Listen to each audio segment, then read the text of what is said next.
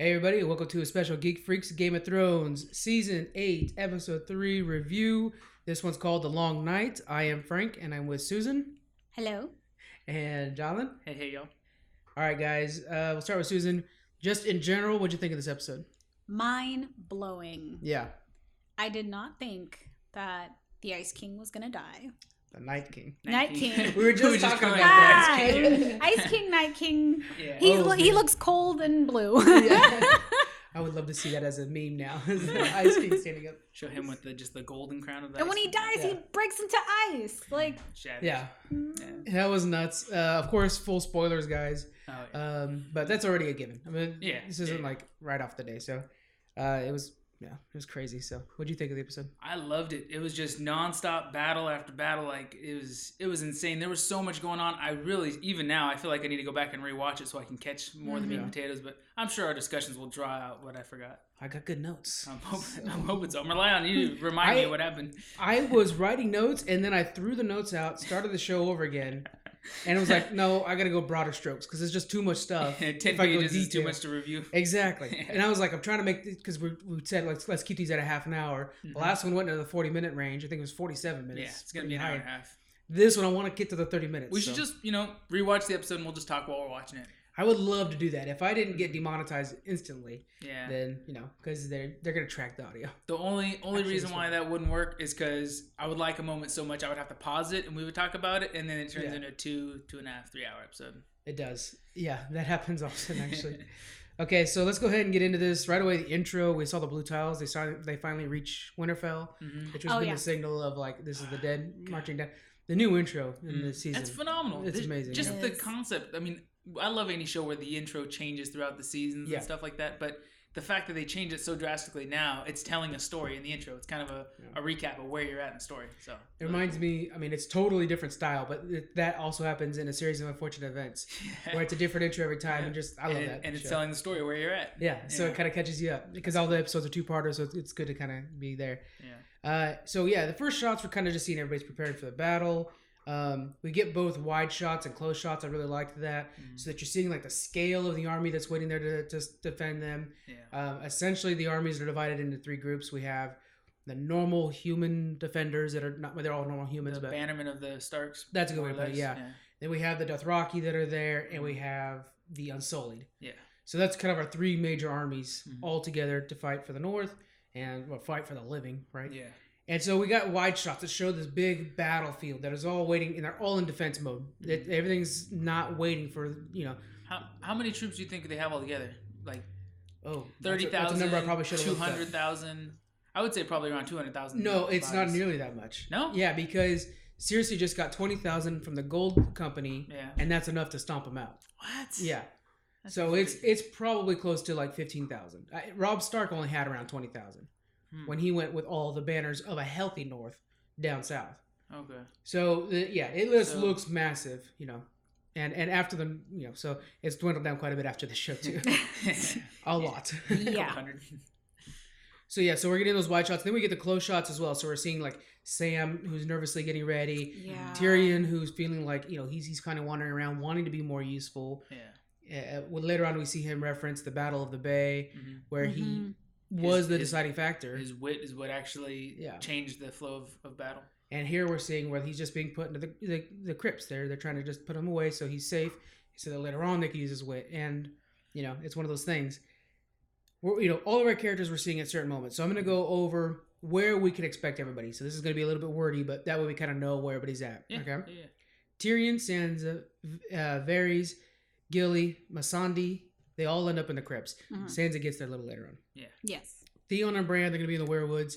They're getting ready. They're the bait to try to get the Night King to land. Theon and the Ironborn are there to protect Bran in the werewolves. Yeah. Which Theon, man. Yeah. Redemption. I love that Good guy. guy. Man. He's one of the most interesting characters in the show. Best traitor of the show. Right. Davos and Arya are the ones that are starting on top of the wall. Sansa starts there with them. She eventually goes to the crypts. Yep. But Davos is up there, which I kind of thought was funny because you have Davos up there. He's clearly giving orders of things to do, which is what Tyrion did when he beat Davos. Yeah. He beat Davos at the Battle of the Bay, so it's kind of like, you're having the wrong one. Anyways, I'm just, I really like Tyrion. I'm a Tyrion fan. Beric Hound, Gendry, Brienne, Jaime, Podrick, Torment, Sam, and Ed are all on the front lines of the Northern Banner troops. Yep. Grey Worm, he's with his Unsullied, and Jorah is with the Dothraki. He speaks Dothraki, so it works well. Yeah. And Dany and Jon are with the two dragons, which I love that Jon just rides a dragon now. Yeah. That's just how he goes. I mean, once you get a Harley, you don't go back, right? Right. And he even mentioned that when he did ride, he's like, "You ruined horses for me." Yeah. That's just how he is. He's just going to be on. Yeah. So they're up on this cliff watching the battle, and the idea is that they wait for the Night King to be exposed, to land there with Bran, and then get in there and attack him. Yep. They're going to be the surprise on the Night King. Mhm. That doesn't go too well. All right, so then we get a little bit surprised. Everybody's getting ready for this battle. They're waiting, and we see one horseman come up. It's Melisandre. We've been missing her. She went off to Volantis to prepare for this battle. She comes back and she lights up all of the Dothraki Aurochs, is what they're called. These curved swords. Yeah. They're meant for horse riding. That was pretty awesome. Oh, what a cool scene, right? Yeah. I hated her, in the past, but Yeah. that was such a powerful thing for her to do with the Dothraki because they respect power and everything, and they don't like magic, but that just Yeah. armed them all with flaming swords, so they got to be super just burning up inside with rage and You power. heard them chanting or whatever. Yeah, that's how you rally the troops. You just armed them with fire. Now they're ready to go die for you. To me, that was one thing that brought up that I was thinking at the time. I was like, wait, these guys don't like magic, so they're kind of like, but they're fighting against magic. they're fighting. They're the the biggest fish out of water. It's like cold up there, and they're barely wearing any shirts and Yeah. stuff like that. They're just like, did we check the wrong box? Why are we here? What's going on? So yeah, when you see the flame go across all those swords as it goes on, like that, Oh That's my cool. goodness. the effect of putting that in was so cool. And then Dan and Dave afterwards said, like, the purpose of them getting this was to show some hope. Yeah. They give you a Yeah. bit of a hope and like, hey, maybe this is gonna be all right. Inspiring. Yeah. And so some more things happen. One thing we do have is Melisandre says to Grey Worm, Valar Morghulis, which you're familiar with, right, as a friend of the I show. don't remember.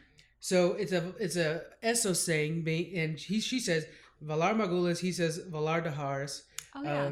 Yeah, we were both actually asking each other, or trying to figure out between each other what that meant, but we didn't look it up. Yeah. So it's said throughout the show and books, and it's a lot with the assassins. Yeah. So it means all men must die, and the respond is all men must serve.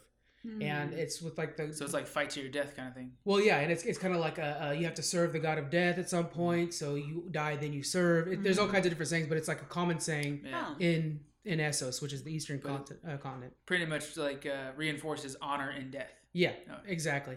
And it was really cool because you see these with characters that when they're saying that, they understand like this is it. This is where we serve. This is where we serve till we're dead. So it was really cool. They both are such loyal servants to their leaders, and you don't really think about that. Yeah. And they're serving different gods. Different leaders, yeah. Well, yeah, in a lot of ways, yeah, different gods. But so that was pretty cool. I really liked that. And then we had basically the charge. And a lot of people are complaining about this. What did you guys think about the charge? How did you like that? I was kind of disappointed that it was just so sudden and final.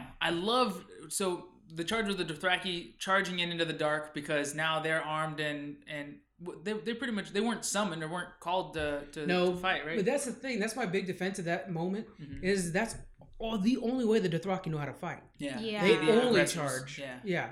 They- So they if they were to don't stand and wait, I mean they're on horseback. They don't know how to do anything but charge Yeah. forward. Yeah. And then So- with the firing swords, that doesn't help either. So they're all Rounded ramped up and they're Yeah. their adrenaline's pumping and let's just go, let's go. I can totally see that. But honestly though, when they charged and then all those swords started just The Yeah, fire the started fire. going out. and it was just so my heart just dropped and it's no. That's what the do you point, mean? yeah. that hope just started to be just- extinguished with those uh-huh. fires, right? Yeah. What was so beautiful was the way they depicted the ocean-like tidal wave of the dead. it was really nice. Oh The god! And they showed it in a cinematography in few this different episode- scenes too. oh, A few man. different scenes where they show them just kind of washing over the living. Yeah. It's not just one zombie walking in front of the other like we've seen in the No. past. No, They're there's so just- many of them. They're just yeah. spilling over each other, climbing on top of each other's backs to get to you. Yeah.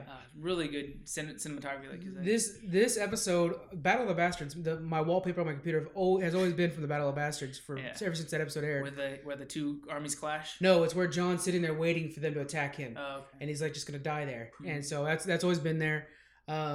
I think I've got a couple new ones out of this one because it's just some of those shots really really great. We'll get to a couple more as we go. But yeah, so you see that whole flame wave coming in, and when I'm watching, I'm almost thinking as soon as they touch. You're visually thinking because fire spreads. You're as soon as they touch, you're gonna see that fire spread. Yeah. and they're gonna get this. No, the fire slowly goes out. It's like stars going out. And we forget, or I forgot too, I remembered when that scene started, that the Dothraki don't have dragon glass or Valyrian steel, so they're relying on those blades to cut through them and the fires to burn them. So that does have to spread into a huge fire. Yeah. And then, of course, the Ice King or the Night King is bringing cold with him. The endless winter. So yeah. We also see Ghost go in there and Jorah Mormont. Oh yeah, Ghost. Yeah. Jorah Mormont, we watch come back as it disintegrates. Everybody starts to come back if they can. Mm-hmm. Ghost we don't see come back, but we do see him in the preview for the next episode. So Ghost is alive. I have a feeling that the Dothraki are done, but yeah, they come back undead. Oh yeah, yeah. They'll come back later. They'll be there. You're right. Right. Speaking of that, the dead attack. So yeah, we get this crashing wave. They're coming in. They do depict him as they needed Moses to save him, not swords. Yeah. One thing I noticed there was a lot in this episode, and hear me out on this, is people would be in a moment where I'm going to get stabbed, and then somebody saves him in the last second. A little bit too much. There's a bunch of those. Yeah. So the dead are on you, they're biting at you, and I get they're wearing chainmail, they're wearing armor and stuff like that. Right. But it's just a little bit too often that you see one of our great heroes being attacked, near death, somebody chops that zombie's head off and he still survives. Yeah. And he's okay to keep fighting too. I just Well, yeah, there was so many times where somebody was stabbed. I mean, Jorah. Oh, yeah. I got stabbed and stabbed and stabbed. And would stand back up and keep fighting. I was like, oh my God. But he was the exception. He was awesome. Yeah. His death was much earned by the end of that. But oh man, so many the deaths. I think every death here was somewhat earned in some way. I mean, it was so cool. Anyways, yeah. So they're fighting hard.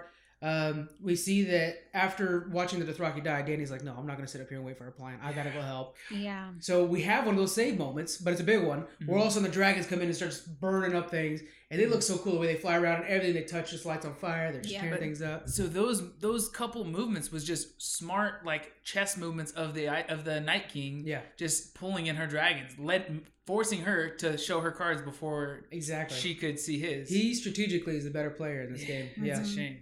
And because he has a counter that. As soon as they start attacking, he brings in a blizzard. Yeah. That makes it to where they can't hardly fly. Yeah. And, John's having a hard time and he's almost crashing. Yeah. We have our first death. Ed dies while trying to save Sam, which he was kind of a smaller character, Dolores said. But he's still, he's been around for a long time. He's the leader of the Night's Watch.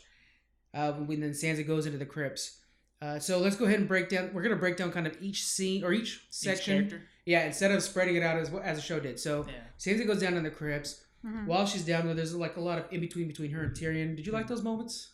I did because they both feel kind of useless, but at the same time they realize that they're the smarter of society. So if anybody's going to survive, they need to survive to help govern who lives, kind of thing. Yeah. And it was good for them to remind us that they are still married too. I kind of like that when they're I really liked that. Yeah. She said you were the best of them. Yeah. Because she's had some pretty terrible husbands and husbands to be. Yeah. Right. But yeah, I like the two of them coming back together for a little while. Do you think that would happen where they actually would become married again? I don't think. I think it was just respect. I think Tyrion respects her too much to marry her like that. Yeah. Mm-hmm. He could marry a respectable woman, but I think he respects her too much to tie her down that way. She deserves to marry into a respectable, noble family, and his family's no longer either of those. That's fair. Yeah. Right. Not much of them anyways. Yeah. So.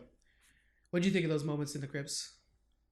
Can we talk about the scene where? Yeah, so basically, I'll just go over real quick. All of the scenes, essentially. Yeah, so in the crypts, they're sitting there, they're talking about their wedding and their marriage, and then we had zombie Starks wake up. Yes, that blew my mind. I didn't think about that. Yeah. So let's explain why though. So while they're down there up on the surface, the Night King raises the dead. Everybody who just died on the battlefield. Meanwhile, the dead that have been buried for many, many years underground in the crypts awaken as well. And so they start popping out of their graves, and so Sansa and Tyrion, they're hiding from these White Walkers, and she pulls out the dragon ice, right? Dragon glass. Dragon glass. Yeah.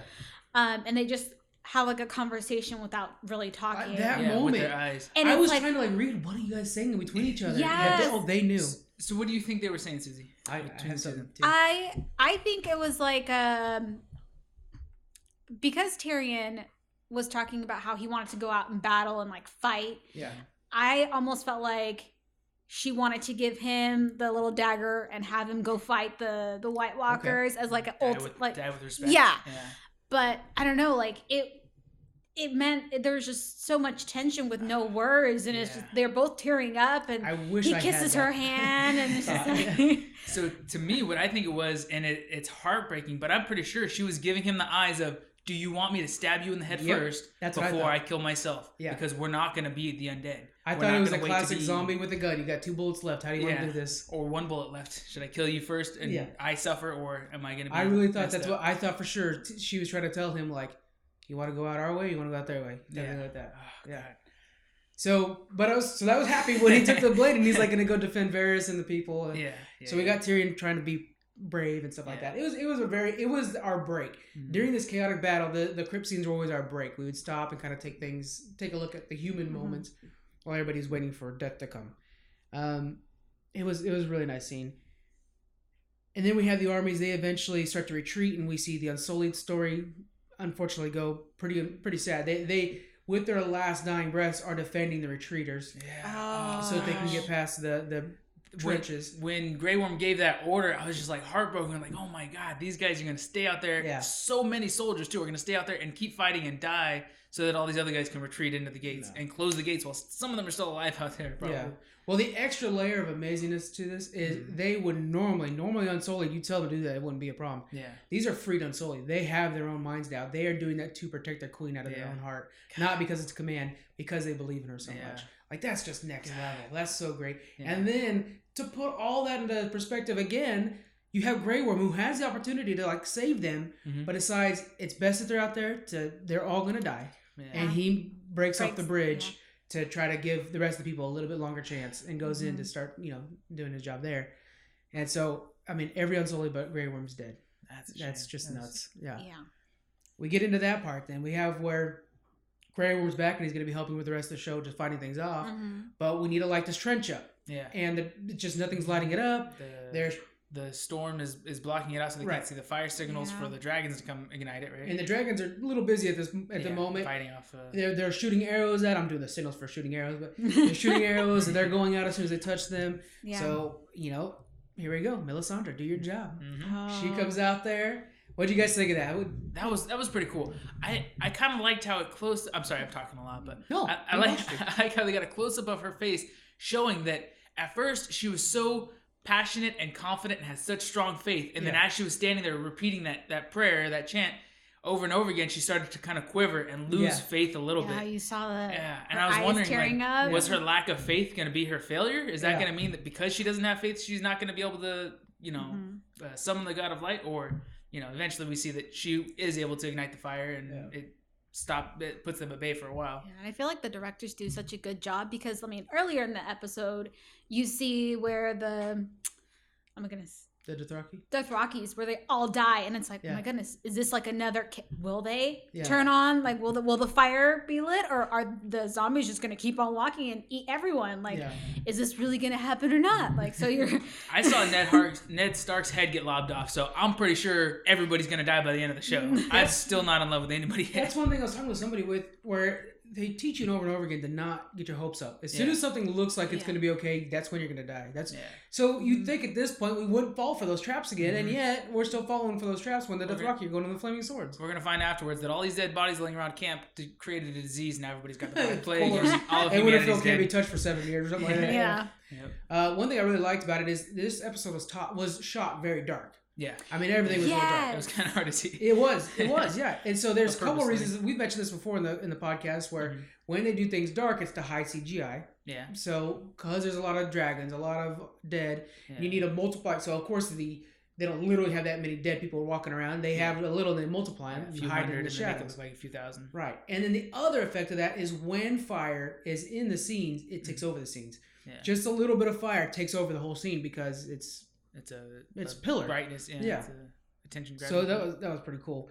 But of course that only holds them back for a little bit because they end up getting through there. Yeah. We saw, Bran sends up a raven to see that the Night's King gives a command for them to start falling over the fire and creating bridges out of dead bodies. Yes, and that was one thing that I told Jonathan. These White Walkers aren't like Walking Dead zombies. Like these guys are smart. Like, well, because they're giving commands. So it's so the White Walkers are the Night King, right? Right. Yeah. So the other ones are just the walkers, are the dead.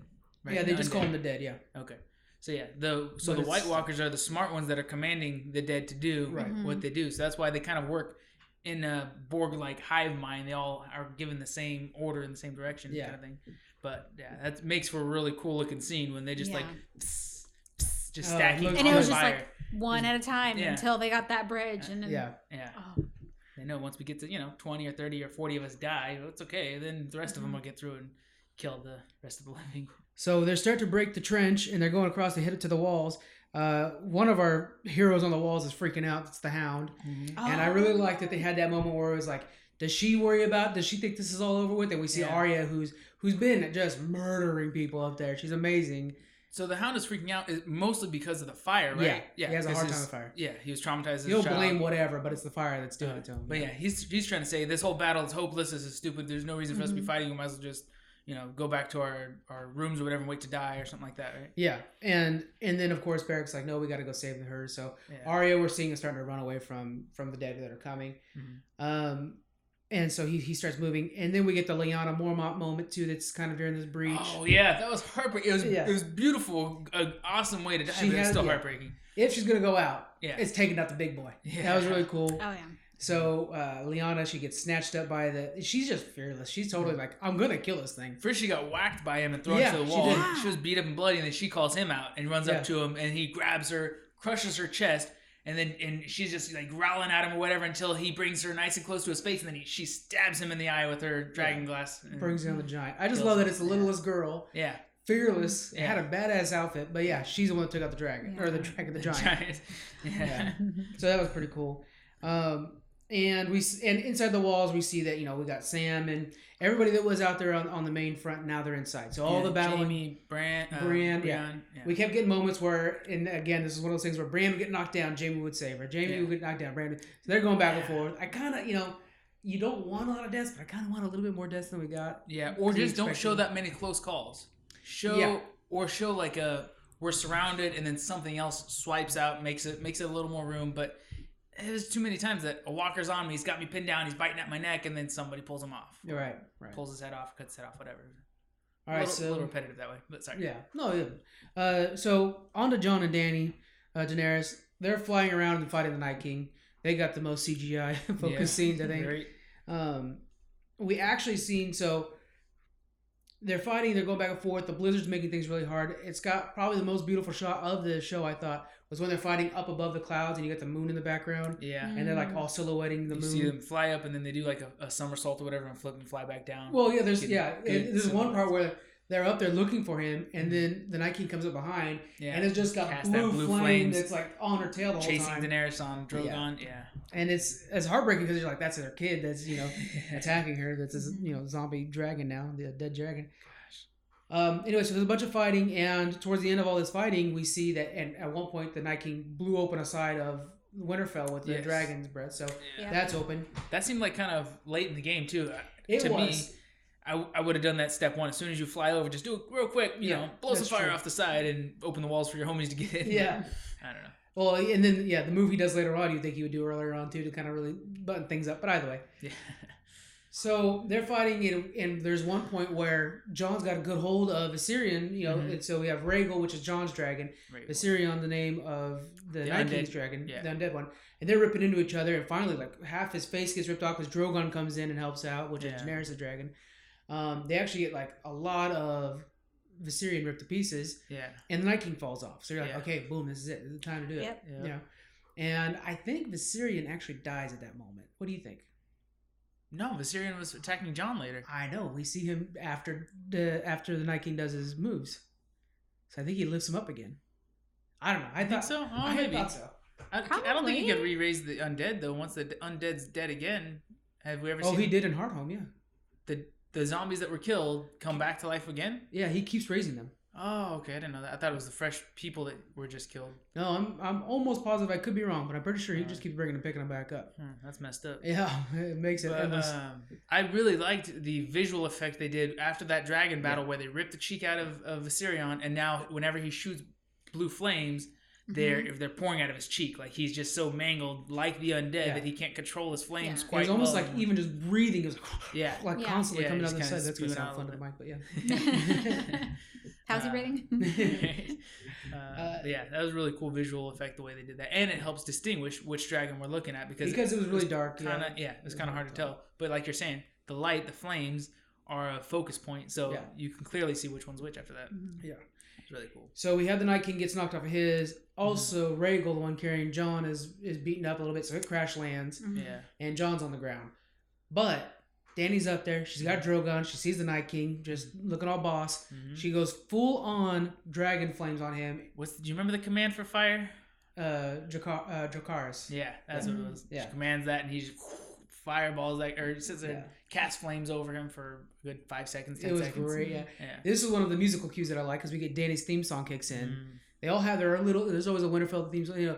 This is Dany's theme song, which is one of my favorite theme songs. It's actually her second theme. She had one earlier that was a little bit more hard-hitting, but now that she's a little bit more regal, it's a different theme song. It's a little bit more regal theme song. But anyways, that kicks in when she's doing her moves, and I thought, man, this might be how it ends, and maybe like he'll be barely alive. Jon comes in, finishes the job. No, the delay, the focus on it, the show cues you to expect he's not going to be destroyed. He's not going to be dead. Yeah, because they purposely do it for a good 5 seconds. Yeah. I was expecting that, okay, he's going to be in like an ice cocoon or something like that. But then, a sword can come cut him down or something like that. That stopped him, that controlled him, that herded him into one spot where now he's weakened. And then, Jon can come behind him with a sword. Or he was going to do like a little hurricane around him that was diverting the flames or something. But no, we didn't see. He was just standing in mid-fire. Yeah. It's like, that don't hurt me. What's going on? And you had a theory about maybe the Night King is Targaryen. Yeah. Well, the internet had that theory too. They've been going crazy for it, but there's a lot of people that are shutting it down because, and so this is why I wanted to save bringing it up until we're on the podcast. Okay. Couple things is his clothes didn't get burnt up, which means he didn't necessarily get burnt like Daenerys does, right? Yeah. It wasn't his skin that's fireproof. It was his environment. Everything around him was fireproof. Yeah. Dany, too, is one of the only people that actually is fireproof. Her brother Viserys wasn't fireproof. True. And Jon isn't fireproof. He burned his hand when he threw a lamp at the first White Walker we've ever seen, or the first dead that we've ever seen. So what makes Daenerys fireproof? It's not her blood? It's just, it's something crazy, something different. Yeah, that's always been kind of a weird thing. And then in the book, she's not fireproof. She's just fire resistant. So, which Jon could be fire resistant, and Viserys could be fire resistant, but the idea that the show put full fireproof is kind of hard. Yeah, the show just kind of tweaked it a little bit to make it more... So that becomes a plot hole that everybody always brings up. Is like, well, Jon can't be a Targaryen because he's not full fireproof. So that's always been a problem. Another thing too is we have seen the Night King control fire.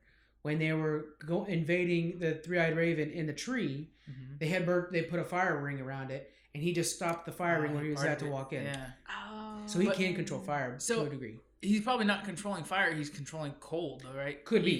He pushes the absence of heat. He makes it so cold the heat can't exist there, and he walks through. Yeah, he's like stilling the atoms to where they can't create heat. Oh man, that's a good way to put it. Way to bring science into this. Yeah, classy move. I mean, I gotta explain it scientifically, otherwise it's all fiction, and nobody's gonna believe it.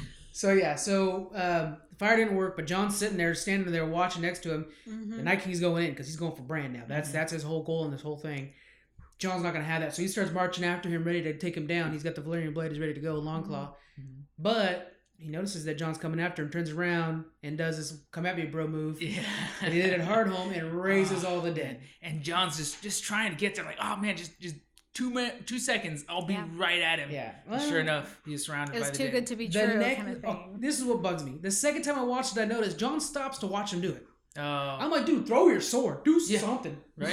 Just like... Valyrian steel. Call his mama fat. Something. Interrupt him. You've got to do something. While you're running, full speed, whatever your body can handle, be beheading the dead next to you as they rise. Yeah, it killed... This episode, the first time I watched it too, there were so many times I'm like, just keep going. I kept saying that because they kept stopping for Arya especially. I was just like, just keep going. They got to be so exhausted though. They've been fighting for hours. I was exhausted watching it. They want to sit down. This came out the same weekend as Avenger Endgame, guys. It was been an exhausting weekend. But I imagine when Jon stood there as the Night King was raising the dead, maybe in his mind he was like, this is it. This is how I die. This is it. I think he was totally extremely outnumbered. A one-on-one with the Night King would have been hard for him, but 1 versus 50 is not not possible. Because I totally thought that was the end of Jon. Like, there's been a few moments, even like in the last season when the dragon took off without him when they were above the wall. Mm-hmm. He was down there left. He's the last one. He thought he was gonna die, but Cold Hand saved him. Yeah. So there's been a few times where he's just like, all right, this is how I'm ready to go. I love that scene. That's just amazing. But yeah, so this one again, it was another time where the music was just right, where it cued you to think, oh God, Jon is lone. That desperation, that sound, that music in the background changed. Yeah. And your heart sinks a little bit. You prepare to see Jon die. Yeah. You kind of remember when he got stabbed 10 times with a dagger or swords. In we have another one of our fake out saves. And here comes Drogon with the fire. Was it Drogon or the other one? It was Drogon. Because Daenerys is on his back. Oh, and that's right. Clears a path all the way through into Winterfell. So Jon goes off and he ends up into the courtyard of Winterfell, where Viserion, who comes back or has been alive the whole time, comes down and is just blowing fire everywhere. It reminds me of Reign of Fire style, where it's just everywhere, right? Yeah, because it's a dragon on ground within a castle. Yeah, navigating where he's not really in his element. Yeah, but he could still just keep blowing flames in his direction. So he just makes a mess as much as he can. Yeah, which. Okay, there's a lot of moments in this episode where you're kind of like, well, but wait a minute. One of them is like, we just saw Jaime, Bran, Sam, all in that courtyard as well. Are they okay? Yeah. So everybody was in that courtyard just a second ago. Yeah. Anyways, while this is all going on, we have a bunch of undead climbing up on Drogon and just stabbing the heck out of him. Yeah. What'd you think of that? Daenerys should have just taken off as soon as she gave the command, but she thought everything was okay, so she told Jon, go ahead and go, I'll follow you kind of thing.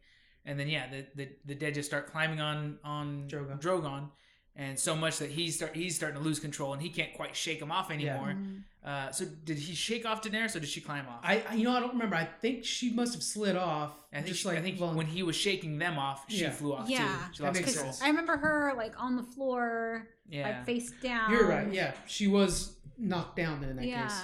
Yeah. But luckily he survived because he's taken off and he's just got them off of him and he's just going back and forth. He does knock him off. We've seen him fly off before too, back in Quarth, was it? Yeah, not in Karth, in Marine during the fighting pits. Yeah, that's what he was getting stabbed and stuff like that. So that's what I was hoping for. Was like, okay, he just needs to get off. Yeah. Refocus, come back in, because that's what happens with the dragons. Is you get to a certain point where they're like, okay, I need to live. Yeah. And they do that first, and then they come back and save Mama. Yeah. I thought it was gonna be something like that. So he takes off. And he's going to be okay. We see him a little bit later on. But then we see Daenerys on ground. Right. A queen of dragons without her children anymore. Yeah. What is she but just a blonde chick with no power, Yeah. She's an awesome leader with loyal subjects. Because here comes Jorah Mormont. Oh, God. The greatest knight. God. And could you think of any better way for Jorah to go down? I mean, I thought it was... Honestly, yeah. They fight off an unreasonable amount of the dead. And he's just getting stabbed. And then she'll like... That was almost their tactic. He was fighting them off like normally. Then something would stab him. She would kill the one that stabbed him. And so, like, as long as she had him to kind of like be the pincushion, exactly, pincushion. She would move out of the way. He'd get stabbed. Okay, let me kill that one. Yeah, it's like, could you just swing a couple seconds earlier? It would have been nice if we got a little bit of like. We've never seen it before in the show. If we saw some like Dothraki fighting style come out of her, like she was with the Dothrakis this whole time. It'd be cool if she had like some like. I don't know, hidden golden rock or something like that, and just be able to fight good. I mean, pick one up off of the dead, and then... Well, she grabbed a sword off of one of the dead, but I just kind of wanted something that was like... Yeah, that's true. More than just the dragons. Or if she mounted a horse right away and was fighting on a horse while she was without her dragons. That would have been cool, just a little bit more, but, what are you going to do? But I really like, honestly, how they created that scene, because before... oh my goodness, what's his name? Jorah Mormont? John? No. The guy that died, Jorah. Yeah. Okay. So before he arrived, she's like in this panic mode, like, oh my goodness. Defenseless. Yeah. And you can like see it in her face. You can almost feel it through the TV. Yeah. She knows alone she's weak. She's not, her skill isn't fighting, it's leading. Mm-hmm. She knows that. And so when he shows up, she's like, okay, I kind of have a hope now, but I don't know I don't know how to fight. And so you can just see her just pick up a sword and just start stabbing them, and it's just like he's like her closest friend and like an uncle to her that kind of helped almost raise her. I mean, so close to her. Hand of the Queen, 100%. Really, that's what he's always been. Yeah, her most loyal subject. It reminds me, it's one of those moments where you kind of just think back to some of the greatest moments. And one of my favorites was in the very beginning when Viserys, her brother, singled her out when she went off into the bushes alone, and was like, how dare you order me to stop and stuff like that. And the Dothraki were ready to kill him for trying to slap her. Yeah. And so Viserys tells Jorah, like, kill these men, because Jorah was sleeping. And then he says, Khaleesi, would you like to return back to the... I was like, oh, yeah! He turns and takes orders from her. Yeah, and it was just like, man, it brings you back. Since the beginning, he's been doing this. So it's just really cool. Ah, man. And so we get Jorah Mormont, who finally dies. But, I mean, what a boss. So he had to take, 10 stabs to the side and stomach and legs throughout that whole battle, right? Yeah. That was crazy. But I feel like also it kind of puts her at a different level, because what kind of queen can say, oh yeah, I've fought in a war where right. Yeah. It would have been cool if Sansa used her dagger down there then. So right. Because I keep feeling like Sansa's like equal queen but different, so I kind of want to see that too. And Cersei definitely would. She's just too crazy to... Anyways, we'll see how that goes hopefully in the next couple of weeks.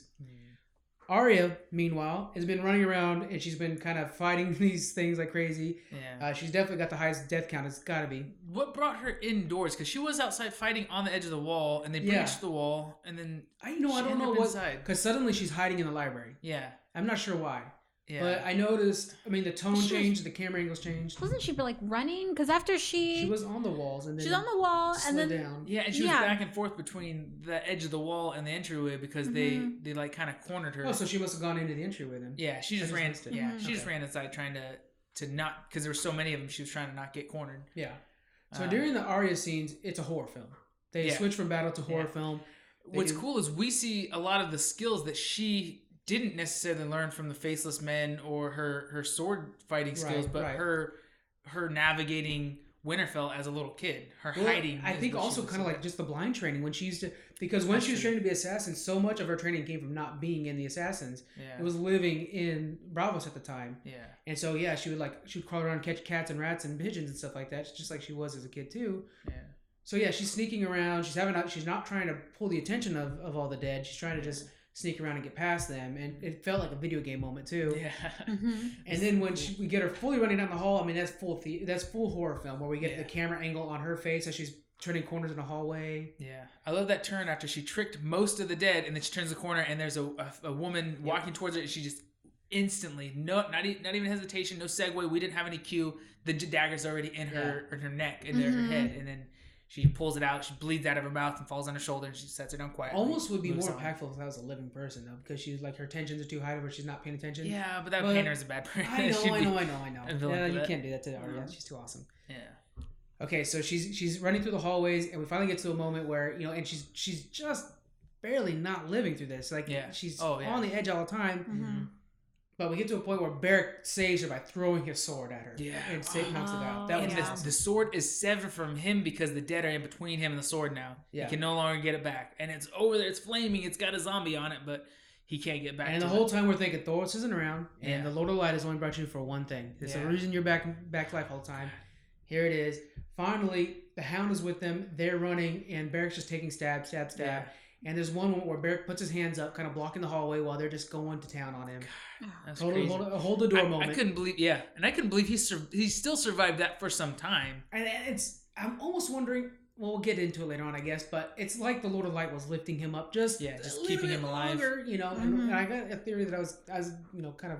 We also got to remember, though, they're wearing leather and chainmail, so the stabs probably don't get more than an inch or two in if you're wearing leather. True, that's a good point, yeah. So they're still probably flesh wounds, but I mean... Because of saying that they are all wearing leather, too. 20 flesh wounds, it's pretty bad. I'm going down after one. A bee sting will shut me down for the rest of the day, so... Right? Paper cut? Right? Yeah. Well, so while Arya and the Hound are running, they get into the big room with... Melisandre, who's been hanging out in there, kind of waiting for her. Oh yeah. This scene, deadbolt the door shut. Insanely important, right? Melisandre's always said we'll see each other again. Yeah. And I'm gonna die. So we all know all the prophecies are culminating right here. So first we see that when Beric comes in and he's dying, she mentions that he's served his purpose to the Lord of Light or something like that. Which means Arya, you're important.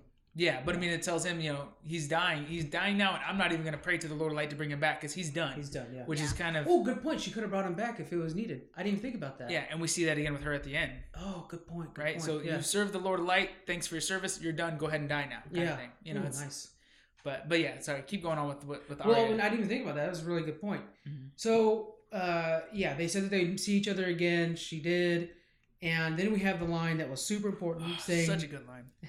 Yes. Saying that you told me that I would shut many eyes, and then Melisandre says, they said yes, brown eyes, green eyes, and blue eyes. Yes. Yes. And the emphasis on the blue eyes. Yeah. And then Arya looks at her like, oh, snap. Oh, that's what you're talking about? Yeah. Light bulb. Yeah. Oh, man. Me and Sissy talked about that a lot after the episode, too. Yeah. That was insane. So the Night King has blue eyes, very vibrant blue eyes. Mm-hmm. Your job to go take him out. Yeah. And then one of my favorite lines of all of Game of Thrones is, what do we say to the Lord of Death? Yeah. Not today. And I was like, oh man, how do you not have that tattooed on you yet, Frank? I love it. Right? I love that Melisandre is so well traveled that she knows that saying too well, it's from Bravos as well. The water dancer, God, I can't think of his name anyways. He's the one that first had brought it into our story here. Yeah. But it is kind of a common saying over there. The faceless men say the same thing, right? Yeah. Well, yeah. In a way, that's actually in defiance to it's not really what they say, because that's a defiance to death. Oh, okay. And they embrace death. Okay. That's a saying from the water dancer that I can't remember his name for the life of me right now. A lot of people listening to the podcast are yelling. They're screaming it right now. Tweet in how much you hate us for not knowing that. Yeah, I know it starts with an F. Right. So the fact that she says that, it was just like, Melisandre has seen her past and future, knows this is all happening, knows what to tell her. And so, not today, and Arya's bounced. Yeah, that gives her the direction and the fuel and fire inside her to go ahead and do what she needs to do. I was like, yeah, come on, Arya. When I heard that, I was like, oh God, is that a sign? Is that what's coming? But I wasn't sure. So I still kind of held out to see what happened. But it was good direction. Yeah. Next up, we see Theon and his men. They're protecting Bran. This is our last hope right here. Mm-hmm. They're shooting their flaming arrows, which I thought was cool because Theon, while he was at Winterfell, was really good with a bow and arrow. Yeah. And so we kind of see that it's a Greyjoy thing. Like, it's a Theon's people thing, you know? It was cool, but I wish they showed either somewhat before then or even then that these guys are like the best archers around, because the fact that they're holding off the dead so well with bows and arrows, yet everybody else is failing with swords and all these other weapons. I thought seeing them with the bow and arrow, they're going to die in 10 seconds. They'll take out 2 dead and then die. Right. Like they should be using shields or something like that. Yeah, they just don't stand a chance. But because they were holding them off, oh wow, they're doing really good. But I wish there was a little... It's one of those things where they're giving you hints throughout the show, because Theon, like, he brags about how good he is and how good the Ironborn are and stuff like that, but it's not really even just a word when they were planning the attack that we'll defend him well because we're the best bowmen in Seven Kingdoms or something like that. It's funny because again they always bring up how this is going to be their Helm's Deep, and one of my absolute favorite moments of Helm's Deep is when the elves come in and they all do that march and they got the bows and stuff like that. It's that moment. These are good archers. Yep. But so the great the Ironborn, they're all awesome and stuff like that, and they're fighting and protecting Bran this whole time. Yeah. One of the big things that bugged me is, what is Bran doing? Yes. So he warged in the beginning of the episode, or not beginning, but pretty in the beginning of the battle, into a crow. We see the crow fly to the Night King, and to me, we talked about this earlier, but to me it looked like he flies close to the Night King, and the Night King kind of points towards him, gestures towards him, almost like a "I'm coming for you" kind of thing to that crow, because he knows that crow is currently possessed by Bran. But you were saying that maybe he's not. I think we had different interpretations basically, but I think it's that he was just commanding the whites to, because it showed right afterwards that the dead were popping in. Yeah. So it could have just been the position he was in and stuff like that. But we only saw that brief 2, maybe 5 minutes of warg time. Yeah. Did he stay in a crow and just fly around and enjoy some night? Or one time, show something. He had to go somewhere, and we didn't see Ghost return, so I'm wondering if he warged into Ghost and is still out there battling, but show us that. Yeah. As soon as the Night King comes to him, he comes out of warg mode. And there's a few things like that. Like, I wanted Nymeria's Wolfpack to show up. Which I assume it'll show up next time. Yeah, we might still see that. Because they have a budget for wolves and it's not met yet. Like, give us more wolves, The forces are very thin right now. So. Yeah, right? But it's kind of one of those things where it's just like, we'll get into it at the end because we have a lot to talk about. What are you, 43 minutes? Wow. Anyway, so Bran ends up giving Theon, who's always been seeking redemption ever since season 2 and 3 and stuff like that. Yeah. Saying that you're completely forgiven. If you didn't do what you did, we wouldn't have been here. Yeah. And he tells him, right when he's the last man standing, and he sees it like, okay, I'm about to die. Yeah. Let me see what I can do. I have to try. I can't just give up like I did with my sister. And Bran tells him, stand my ground. You are a good man. And he makes the charge and he dies. And it almost is like the Night King stops and looks over him, giving him like, I saw one online had said like, it's like he's saying, I at least admire that. Yeah. It might be a little bit too much out of him, but yeah. So I thought that was pretty cool. And then we have him come up to Bran, and it's going to be like, okay, well, Bran's going to be dead here in a bit. Yeah. They have him. They have a look that was interesting. So real quick though, do you know, or is there anything from the book or precursors of really why the Night King wants Bran so badly? I know you mentioned before that as the three-eyed raven, he's the keeper of history. Yeah. And that's what it is just to erase the memories. Without him and books, you would not... Even the books are... So the thing is, all the books are passed down from storytellers. So a big part of Game of Thrones is incorrect narrative, you know? To where old man's telling a story, but it's actually a myth. But some of the myths is actually true. Yeah. And so that's part of it. So when you have a book written by a maester... from the Maester's point of view, and the Maesters we've seen time and time again are wrong a lot of times. Mm-hmm. So none of those are accurate. The only thing that is an accurate history in all of the world for man is Bran, is the three-eyed raven. Yeah. So he wants that dead because his job from the Children of Forest, they were fighting men at this time, so they needed their nuclear weapon, and it was this guy. They made him, he ended up being too powerful, so then they worked with the humans to try to stop him. That's where all the wall came in. So that's the point, is his existence is to build up enough forces to take out all of mankind. That's what he's for. But so it seems like to me, he would just be one piece, one man of the many to kill. We're going to kill all men. All of the living will die. Yeah. And when he dies, an important part of them will die too, because it's all their memory. But he puts so much emphasis. He makes himself vulnerable by going directly to him and walking in the middle of the castle. It seems like that's unnecessary when he could just keep sending the dead. You know, what's his name was the last one standing. Theon, yeah, was the last one standing. So send 20 more undead his way. He'll be dead, and then just one can go up there and kill Bran. There's all kinds of questions that really need answering. One of the things too is, so the Children of Forest, you know, then work with the Three-Eyed Raven. We see them together at the end, and yet that's all that the Night King want to kill. So what? You know, what's the relationship there? Well, I think that the Children of the Forest were protecting the Three-Eyed Raven because they knew that they had messed up. Yeah, and it was the only way to keep the living alive still too, right? So yeah, there's all kinds of things. It's like and there are now textbooks and history books that are out about this. So that's so cool. Yeah. So I did not know that. You can borrow them. They're at my house. Okay. You know, there's just some stuff that I haven't read them yet, but it's that kind of stuff probably in there. You know. Yeah. Anyway, so we're such unlearned. Night King's about to kill Bran and be done with it, and that's his whole goal. When we see out of the darkness, I mean, just beautifully done. Arya's leaping with the dagger in her hand, full Arya style, to kill him. He turns and grabs her by the neck, and I'm thinking she's dead. Yeah. We're gonna lose Arya. This is it. He's holding her neck and her hand with the dagger in it, right? Yeah. And she drops the dagger, and it's just like, okay, man, that's too bad. Yeah, but she pulled. Hand. I think she did this move on Bran the last season. But anyways, drops it. Look at your face. I think so. Yeah. She catches the dagger with the other hand, right in the chest, where they had put the Dragonstone, which was important. Yeah. And he iced up and dies like all the other ones do, and then we just see all the dead. Blah, blah, blah, blah, everything. The dragon, Viserion crashes to the ground. Yeah. Everything, all the undead just crumble in place. Yeah. That was a big cleanup in Winterfell. But well, you should just move at that point. Yeah, we need a new castle. Put that place on the market. Yeah. Just see what it gets. So that's our grand finale right there. Is the Night King is finally dead. It's Arya that did it. I'm happy that Arya did it. Would you want it to be anybody else? I mean, there were so many different scenarios that could have played out. Yeah. You just can't pick one. I couldn't just pick one over the other. I mean, it would have been cool to see Jon or a dragon or Daenerys herself or somebody like that. Jorah even would have been cool. But it's expected. Like, it's almost like you would assume that it would happen. So I really like how they chose Arya to do it, because it's a character that you wouldn't expect, really. Yeah, then when you look back at her history, you're like, oh yeah, this is what she's made for. Training, Always talking about not today for death, in which he's the representation of death in the story. Yeah. There's always been these moments where it's like, yeah, okay, I get it. Yeah, she's actually always been the one that's meant to do this. Mm-hmm. And yet you're still like, but they also set up Jon, they also set up Daenerys, you know. Yeah. Azor Ahai could have been, it's a prophecy, which we would technically say, yeah, it is Jon, because he brought everybody together.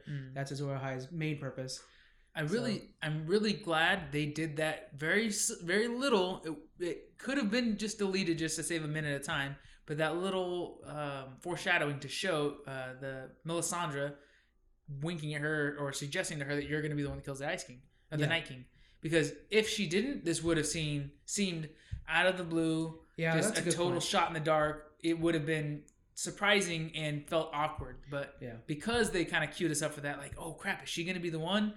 then we were ready for it and it felt right. But yeah, otherwise I think that would have been too much. Also, I would have kind of liked to see that the Night King didn't die and the battle was redirected or I somehow. wasn't expecting him to die. Yeah, that's everybody's biggest complaint, and I think that's one of those things where we just can't. We spoke about this a little bit. Yeah. As fans, because we spent so much time poring over theories and ideas, and much more than the writers ever could, because there's millions of fans. Deliver. Yeah. Like no matter what, the writers are going to tell you a single story out of all the many theories we have. Yeah.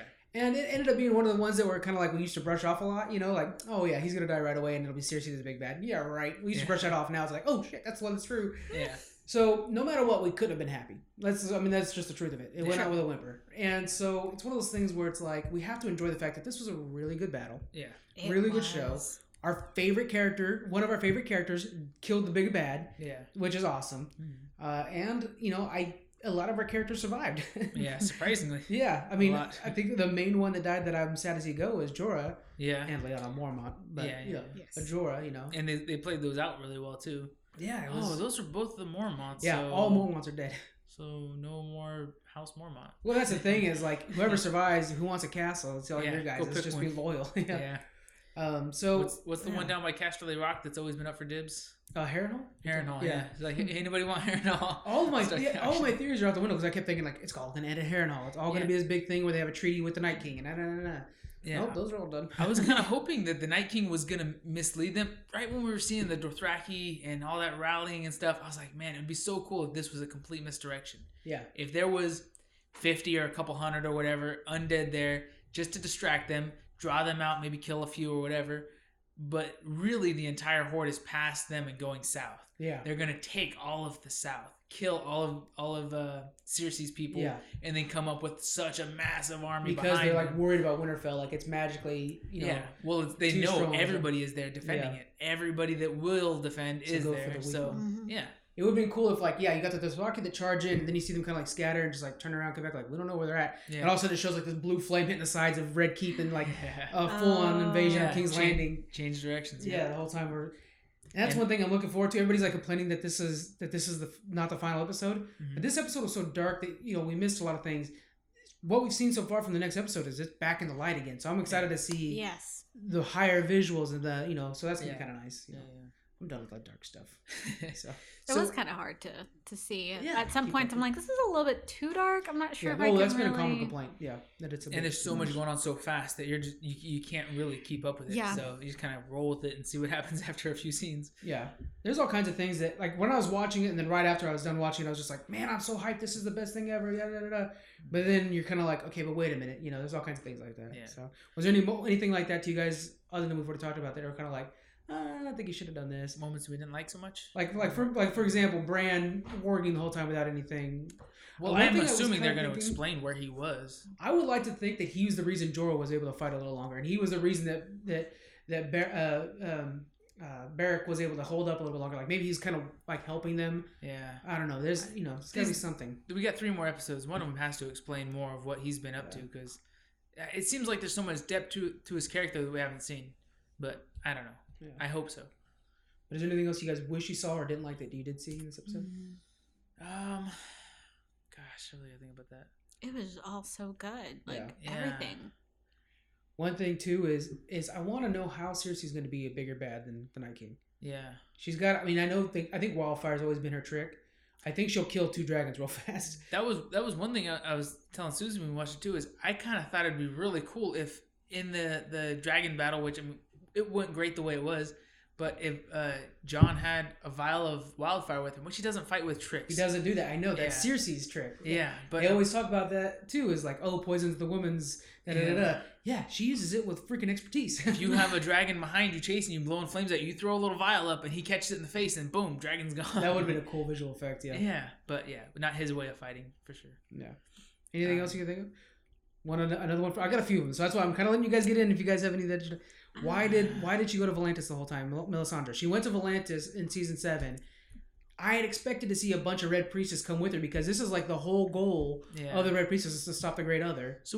So in the past, what have we been able to see with the Lord of Light? She raised Jon from the dead, which was amazing. Shadow Baby, yeah.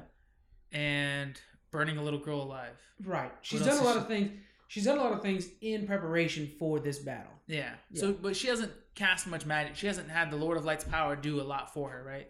Visions. I mean, she's able to stay young. There's a lot of things that she's doing that maybe not be too obvious. So I could imagine her going there and training, conditioning, praying, whatever it was, brought her back to be able to light those 10,000 swords or 1,000 swords or whatever it was. To Jedi train kind of thing. Yeah, because that was a really... I just hope she'd bring a lot of Jedis. Yeah, and she knew, I have to bring 100% of what I have because this is the one battle. This is the only chance I have to serve the Lord of Light. It has to all come out now. All cards are on the table. I want to say her original name was Melanie. Like she's lived for 200 years. Yeah. And it's all been in service of her Lord. Yeah. And so that's why at the end she's like willing to just die because she's done her job. Mm. But I think, originally she was just some slave girl that, so maybe she went back to Valentis to look.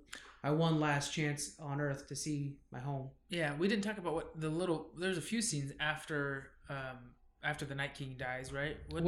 That one was one of them. What else do you have? I can't remember. I can't remember them either. After the Night King's dead, you're just so tired. Yeah. Like, I need a freaking nap. You're like, all right, the whole season's over, right? But yeah, so I remember we see Melisandre, just like she mentioned to Beric or to Arya after Beric died, that he served the Lord of Light. His time is done. Like that was all he was here for. Resurrected 7 or 8 times.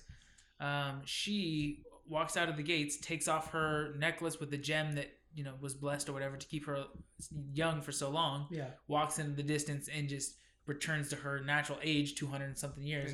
Falls to the ground and dies. That's cool. Of age.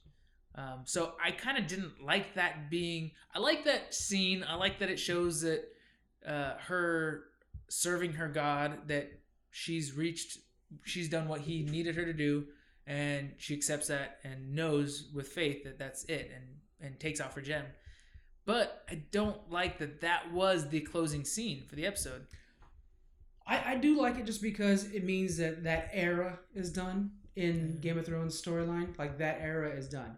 And what one thing I really like about it is she kept saying, like, I'm going to die before the sun comes up.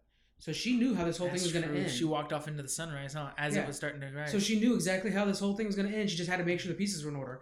She is straight up Doctor Strange saying there's only one chance this works out. Yeah. And then does everything, as terrible as it all looks, to make sure that one thing works out. And once I noticed, once the dead breached the wall, she was standing there almost unfazed by the war that's going on around her. Just kind of watching it. She knows, I can die. I already lit the fire. I could die now. I could die in an hour. I could die in 5 hours. No. She can't die then. She has to tell Arya her line. Oh, yeah. That's the thing is, she's not phased because she's seen this over and over again. Yeah. She knows that these ones are going to attack this way. That wall's not going to last long. She has to light the fire. But it's shaky because it's like, oh, I don't know if I can handle it. Yeah, okay, we're good. So she does know everything's going to happen. It makes the character more interesting, I think. Yeah. Yeah. She's our Doctor Strange. Yeah, right. But she can't go back in time. So my biggest complaint is basically that I feel like this is kind of shaking the whole point of Game of Thrones. The fact that you shouldn't worry about the Iron Throne, you should be worried about living. And so I think... What's shaking that? Well, because now we have to worry about the Iron Throne again. The last 3 episodes are about getting that Iron Throne, when I think it should have been about trying to band together to save life. And then who cares who's on the Iron Throne? Yeah. Now it's we band together, most of us, to save life, and then we have to kill the one that wasn't most of us so we can figure out who's on the Iron Throne. That's true. Jon becoming king's a thing now. Like, I didn't think that was going to matter at all. But now, it's on the table. You would think the battle between the living and the dead would leave all in rubble and recovery, and then build a new kingdom afterwards. Exactly. But it leaves most in rubble and recovery, while one is still in power with a huge army and willing to wipe out the rest. And we're tired from watching this thing, but they're tired from living it. Yeah. And now they're like, oh yeah, we got to do this one thing down south. Seriously, crazy lady. Well, my thing is, what army is she gonna take? Because she has quite a bit. Daenerys, yeah. Like. She bought the most gold of them dead? No, but she not Cersei. Daenerys. Oh, I'm sorry, Daenerys. Yeah. What does the North have? Okay, well that's a good segue you got there into what we're seeing next week. Okay. Yeah. So next week we see that the war's done. Daenerys even tells all the men, "We have won the Great War. Now let's win the last war." And you see the North cheer for her. So all the actual Northern Bannerlords are fully on board with her. They've seen full-blown dragon fights. So yeah. They're pretty. Well, and they saw her lose her army, which was used to get the Iron Throne back. She saw them use her army and lose it for the North. Yeah. They are full on board with her queen now. Yeah. Which was cool because this whole time, the first couple episodes were a lot of like, oh, well, we don't like outsiders. She's not an outsider anymore. She's their queen. Yeah. She was fighting There's no question about on foot outside the gates while all of them were safely inside. Her and Jorah were fighting the dead. Yeah. Hand on hand. Yeah. So great PR. Yeah, right? We did see them kind of lick their wounds and getting ready for another battle. Can we do a write-in Daenerys Targaryen for president? I mean, yeah, you really can, actually. From this podcast, everybody write it in. We'll see what happens. Yeah. Might break America. I don't endorse that. Vote for whoever you guys think best. We do have proof that both dragons are alive and ghosts are alive. There's little quick shots of all of them, in there. I'm glad Ghost is alive because we didn't see him at all in that show, in that episode. After, we haven't seen him hardly at all until the last 2 episodes, and even then, very little. Runs in a battle, disappears. So I want to see him play a substantial part in the next couple episodes. Save Jon's life when he's like, so it's kind of a reminder of the North is still yours. Let Jon warg into him at some point. They won't bring that in at this point. They can't do that. It's too late to. We see Targaryen ships start heading south, meaning that they're kicking into gear. Mm-hmm. So basically the whole next episode's preparing for war, and a lot of licking the wounds. We got a lot of Cersei, I think, in the next episode. Yeah, we saw her and Euron together, so Euron's fully on board with this whole thing. Yeah, I wonder if Euron's just gonna pack up bags and head back to his island though, and say, "You go ahead and die over here." If it gets I'm going to continue to be a king. Yeah, I would like him to do that, land on the shores, and then Yara's there to stab him. Because Yara took not Dragonstone, but the Greyjoy's home back. Yeah. Iron Islands? Yeah, Iron Islands. Boy, I tell you, my brain's not working. It's all right. There's a lot to go over. Yeah, it was. This was a crazy episode. Remember how last week we were saying, like, this episode's long because it's a lot of talking. Next episode's going to be a battle, so we won't talk much. Yeah, it was. We're just past an hour. So much talking, yeah. It was a long hour and a half episode, though. It was so tiring. All right, guys. So I think that's it for us, really. Anything else you guys want to throw in? Do you have any predictions of what you think is going to come in the next episode? Shit, they're all out the window. Yeah. All my predictions involve Night King, being a problem. Yeah. I don't. Honestly, I don't know. I mean, after this and Endgame, I'm telling you, my brain is over. Like, man, that's crazy. Like all the freaking week. Yeah. I guess I don't really have it. I mean, I kind of hope to see. Now that we see Tyrion still alive and Cersei's still a problem, I'd kind of like to see him kill Cersei, but that'd be nice. I think using that same crossbow. Yeah, my big prediction is that the Wolf Pack will come back. I think Nymeria's will come back. Yeah, I agree. Yeah. Well, otherwise, there's no reason to show them in that one scene that they were shown, right? I think it might have been just to service the fans to say like, yeah, the Wolf Packs exist, but don't expect them later on. Maybe. Yeah. We've seen how stingy they are with the budget. Redirect Arya back home. Yeah. I know. Gosh, but yeah. But it'd be cool if they attacked and then Wolf went, or I keep calling him Wolf, Ghost goes back with them. And maybe we'll find, because we have to see why Bran was warged the whole time. I hope we see I know. that. I like a lot of explanations. That's what I'm predicting. Maybe he was leading Nymeria to dwindle the gold company or something like that while they were battling North or something. Yeah. Anything you want to see out of the next 3 episodes? Cersei die.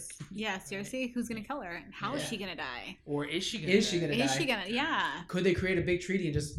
Because that's one thing that they always warn us is like, it is not what you expect at the end. Are they going to cut And so far, they've been pretty truthful. Cersei kills 2 dragons, kills Daenerys in battle, and then captures Jon and just slowly kills him in front of us. Burns him slowly like they did with the other Starks. Yep. Yeah. That could happen. Could be. They literally could end up with a treaty at the end. Yeah. That's my soft prediction. Is that the dragons will die, and they'll get to the point where just the time people are dying, and maybe Jon or Tyrion is actually a good one. Will say like, guys, we got to stop the fighting. Let's just go to peace and divide up the nations and stuff like that. And well, they already tried going to peace, and she was like, "Oh yeah, we'll do it," and then psych, no, never mind. Yeah, I don't know. We'll see how it goes. All right, let's call it there. We're at an hour and 3 minutes. After I edit, I'll probably listen to that. But all right, guys, thank you very much for joining us. We appreciate it, and we'll see you guys next week. Bye.